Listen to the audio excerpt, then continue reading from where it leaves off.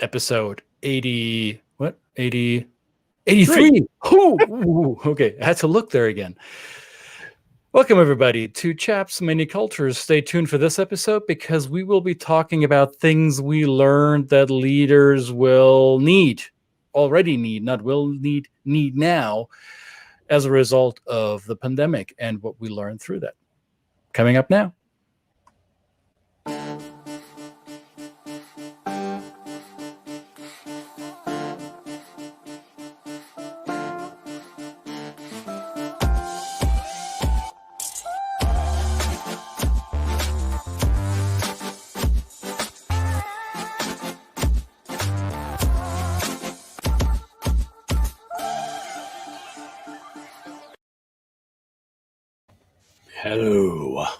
Hello. Welcome, everybody. Happy Wednesday, happy hump day, happy middle of the week. Episode 83, Two Chaps, Many Cultures. Brett, what have you learned in the pandemic? Well, what I learn the most from the people that I work with. And that comes with listening to what they say and what they've learned. And both domestically and across borders, a couple of biggest things have stood out. And I guess one thing that I've always been an advocate for is personal leadership, more humanistic, more connected leadership with the people that we lead and that we have as leaders. And also because of this new environment we're in, is how to translate that into the digital world and become more digitally adept at doing that humanistic side of things. Yeah, that's why we said two big leadership lessons we learned, right? Two big lessons we learned. One, be more digital, and we're modeling it right here, right now for everyone. We've been embracing digital, right? Like never before. And with that comes a need or a requirement, I think, to be more human, to develop more human skills, people skills. I like to refer to them as power skills, because what some may have called in the past soft skills, they're in fact quite powerful skills. And without them, human skills, all the digital might be difficult, right?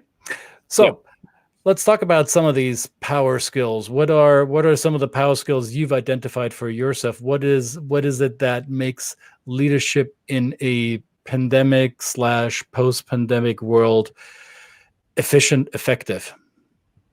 Well, I think for leaders, what they've had to do is be able to understand that everybody comes to this digital space at their own pace. Not everybody's comfortable with it, whether that's a cultural thing or whether it's a personality thing. It's something that leaders have to understand and allow people the space and the grace to be able to come to it in their own way. And that means getting comfortable with the environment, getting comfortable with the styles of communication that show up when we communicate across the camera, right? But also modeling perhaps the examples of, or finding out the best practices and putting the best practices in front of the people so that they can learn, and also give them the opportunity to give you feedback as a leader to what is comfortable for them, and to communicate that openly and freely between and inside a team, because everybody needs to be included. This is just like the regular life. I mean, inclusion is important. Inclusion and openness is important. So if you don't have that, you don't have communication, and then how can you build trust? If you don't have inclusion, you don't have communication, and without communication, how do you build trust? Man, we should engrave that as a over the wide entryway into the Two Chaps Towers, right? I love that. That was quite a nugget. Good on you, Mike. To me, some of those power skills include, or in order to facilitate this step of inclusion, or this level of inclusion, I think we need to be competent humans. And what to me that means, we need to be or we want to be, we should want to choose to be efficient communicators. Mm-hmm. Communicators who listen with the intent of relating and not with the intent of responding with their own agenda. So listening, good emotional competence, emotional intelligence, empathy, understanding obviously other cultural behavioral preferences, being smart about how to use this technology, how to embrace digital in a way that it does not exclude those who are, for whatever reason, still struggling coming on board with it to the degree that you and I may have become comfortable with. And those of you who follow the work that I do, you may have seen me use a term or an acronym I call ICE-Q. ICEQ, not Ice Cube. ICE-Q, IQ as in subject matter expertise or competence with the digital world, CQ, cultural intelligence, and EQ, emotional intelligence. And the three together are a basket of human power skills that will determine how efficient you are as a leader going forward, because the old ways are unlikely to cut it in the way we do business now. And it's changed the paradigm. I mean, how many of the plans you made at the end of 2019 going into 2020, how many of these plans did you actually put into place? How many were you able to follow through on, given all the wrenches that were thrown into our gears? I don't know. How about you, Brett? How many of your plans have panned out the way you intended them to? Well, not many of them.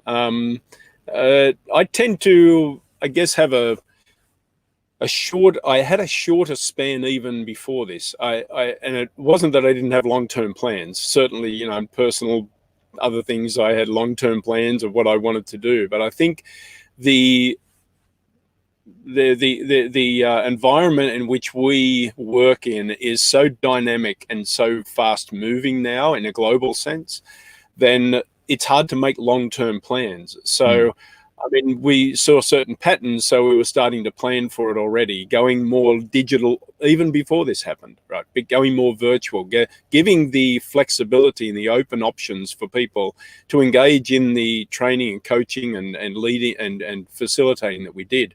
So I would say that, strangely enough, in many cases, this just kind of brought it forward. There's many people say this has kind of brought forward or compacted 10 years of digital adoption into pretty much 7 or 8 months. Right? Mm-hmm. Everybody's had to do it. Yeah. And tools have had to adapt and evolve. Even things like Zoom, they were caught short with security. And I don't blame Zoom for that, right? That's something that was probably going to come anyway, but it was just such a big impact where you had so many people doing this. And of course, in those situations where you've got people that are vulnerable and where they're really just focused on the actual platform itself, you're going to have spurious characters that are going to take advantage of that. And, to their credit, these organizations responded really, really fast. I mean, I don't think people appreciate how quickly some of the leaders in this digital space really responded. So we need to take their lead as leaders and say, we have to be dynamic, we have to be evolving, we have to see what's coming on the horizon, understanding that horizon is a lot closer than it used to be. And I want to echo what you said, Brett, and I want to express my gratitude, because how many times have we gone through painful adoptions of new technologies where we sometimes were resistant to it? I remember seeing an article this week about the city of Hamburg in Germany, who have spent hundreds of thousands of euros to delay the implementation of a new version of their software in the administration. I think the police force in Hamburg are still using Windows 7, and they paid Microsoft money to delay the upgrades for whatever reason. I'm sure they had their reasons, but this just is one example how how the adoption of new tech or new features or new functions can be a bit fraught with obstacles, right? It in the past, and I've lived long enough to experience it as sometimes tedious and frustrating processes. And fast forward to 2020, the speed at which many of us leaped, I don't know how to say, uh, moved forward quickly into this realm, and the service providers who were able to adjust to that I think that deserves a big round of applause. Yes, we're paying for it, right? Many of us are using the paid versions of the platform we're using here or for Zoom.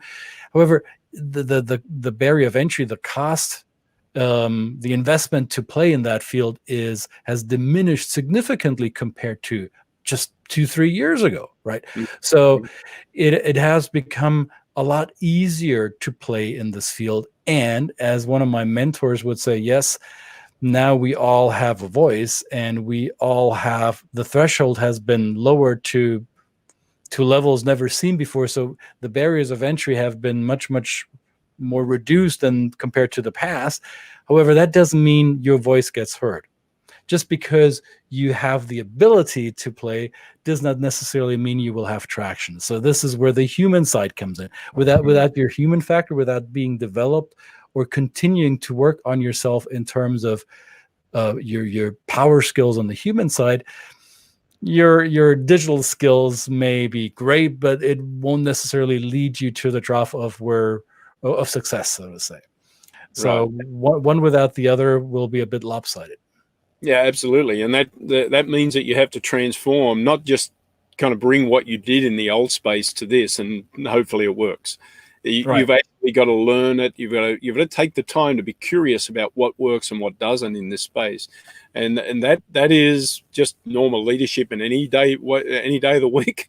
But it's been forced on us now that in this digital space, what works in the real world. I mean, the in-person world, not the real world. This is still the real world, but in the in-person world, doesn't necessarily transform into the digital space. So you have to be agile, and you have to learn what, and I use that term intentionally, transformation, not just moving it, right? It's not picking up and moving and pitching a tent in a new campsite. There's a road to this campsite, and you need some GPS to get you there. What do they call that in music? I think I read a term the other day, and I'm not a musical mind, so to say, but when big bands or school bands, orchestras play popular music, they transpose, I believe is the word, right? They take the melody and all the hooks, but they transpose it into a different arrangement with different instruments, maybe replace the vocal with an instrument, whatever that may be. So transposing our skill set into digital, right? Transposing is the terminology, using proper terminology, but the transposing is a movement between keys. It's an up and down movement between a set of the set keys. I think the interpretation, I think what you're talking about there is a great analogy, because what you're saying is the arrangement. You're changing the arrangement of the orchestra to say a voice that's played by a cello could be played by a violin or a trumpet, depending on the kind of dynamic you're trying to get to, right? So that's what I mean. Thank you. That's a really great way to look at it. Of course, I love the music world, so I can relate to that especially, And so, of course, that takes a good conductor. Okay, so the conductor needs to understand the different voices of these of that little baton, and of course I have, again, one of my mentors is Ben Zander, and I rabbit on about him a lot, and he says that he came to the realization in life where he realized that his power totally depends on the players that he leads, right? And the way that he can inspire them to really realize what is possible for them. And that's no different in the digital space, inspiring people to do what, maybe what we're doing here. We tell everybody, everybody say, oh, you're on this show every day, you do it. How amazing. Well, looks magical. It's not that magical, and we're not perfect at it. And we might annoy people. So Do we care though? We don't care. We're here to annoy. If we don't ruffle some feathers, then we're not doing our job right. Yeah, exactly. So we would like to hear from you. Put it in the comments, whatever platform you're on, LinkedIn, Facebook, YouTube, put it in there and tell us what type of human skill or digital skill you developed or honed or fine-tuned and began to master during these times. Tasha Arnold says, hey, Tasha. Hello. Some cultures are suffering more than others during this time. High versus low context cultures or countries that don't have the infrastructure / bandwidth, making the need for us to understand these things even more important. Interesting point. Thank you, Tasha. Brett, how do high context versus low context cultures suffer differently from the pandemic? Oh, well, you again, being a leader and understanding the context, or at least being curious about the context. Some people will tell you exactly, like Tasha says, they'll tell you exactly what their challenges are. They will be explicit about what is the barrier to their entry point, or the barrier to them being able to communicate effectively across a digital space. Other cultures are not, maybe a little bit resistant in that. And I'm just kind of paraphrasing maybe what Tasha means. I'm hoping I'm getting the right point. But some cultures, they are suffering in a different way, and they may not be led to the type of communication style that means that they're going to be explicit about the challenges that they're experiencing. And therefore, as a leader, if you see them struggling, you might just assume that they're not communicating, they're not learning, they're not being an active part of a team or the organization, and that may be the furthest from the truth. Right. They just don't have that. They're assuming that or they're hoping that you may understand the context in which they're struggling. Well, and a lot of the high context communication relies on nonverbals and on cues that have nothing to do with the word base of how we create meaning. And Tasha is specifying her comment here by saying, yes, eye contact, building relationships. So how we create message is not, and we talked about this on this program before, it's not just the word base that we use, it's the tonality of our voice, it's the facial features or the whole body language that comes with it. And that becomes more, well, I wouldn't say difficult. We're learning new ways to express ourselves via digital means. And some members of your team may suffer in silence because they are not, it's not opportune to them to voice their discomfort openly, because high context or maybe even high hierarchy culture may not allow them, or they think they're not allowed to voice their concerns the way that we would do in a low context, more egalitarian framework. Right. And they might be looking for a more direct in-person one-on-one type of interaction where the leader reaches out and uses that kind of that paternal type of leadership that says, tell me privately, you may not want to share it with the group, but tell me privately, what can I do to help you? What can we do to support you in a better way? And that may be an indication, or it may be a good lead into opening up that conversation when it's kind of a safer space that they're able to share that with. So yeah, but how many times have you met people in leadership positions who don't necessarily practice or fine-tuning their antennas to these human needs, right? This is what we meant from the beginning when we said, yes, digital is that's the zeros and ones, that's the black and white learning. However, the human power skills, there is so much nuance. And as a leader, if you want to be effective and you don't have all the in-person, live in the same room interaction abilities that you used to have before, now you're using more and more digital tools to do so.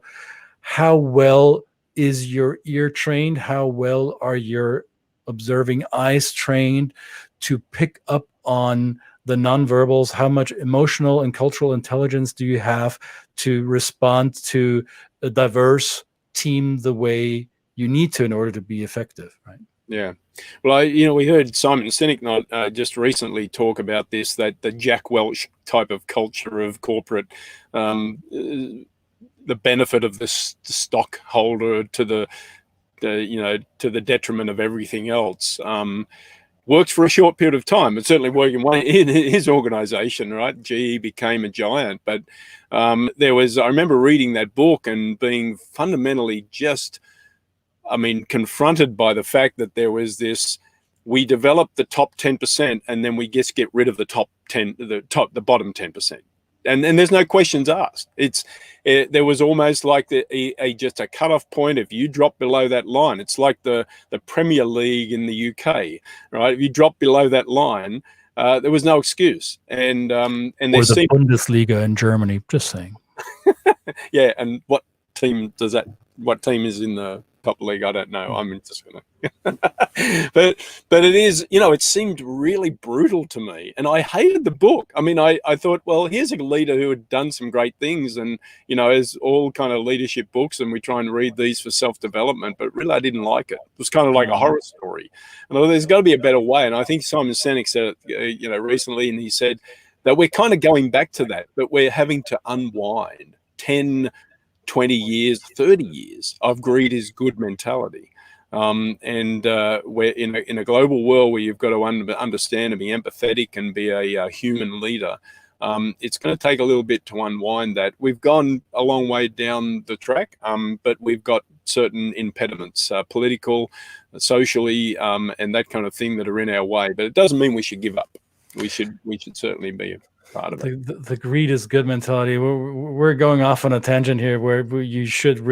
I think you will have to rein me in because we'll talk about this for the rest of the day.